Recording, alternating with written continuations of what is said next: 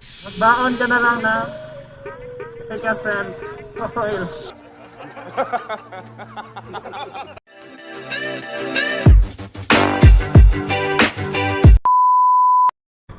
Magandang araw sa ating lahat. Lord.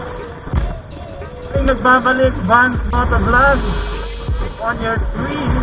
Araw ay pag-uusapan naman natin na dapat alamin bago kumuha ng isang sports bike.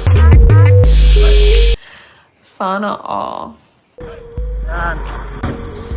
First, yung budget kung saan aabot, sa anong model ng motorcycle aabot yung budget mo.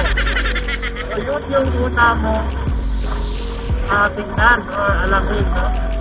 Kasi baka sa huli, kumuha ka ng mamahaling sports bike, pero hindi mo naman kaya. Sayang naman. Hindi totoo yan. Bola lang yan.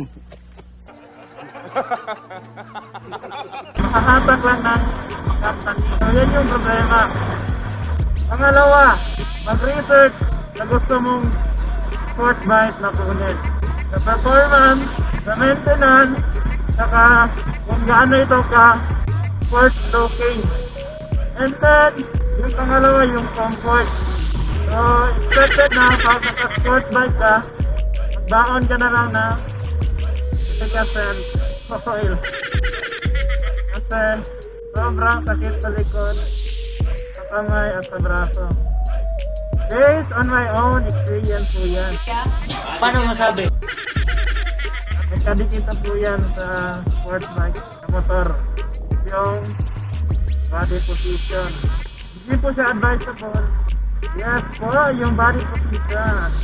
Pag naka-sports bike ka, mabigat po siya. Lalo na sa pag nakalinto ka.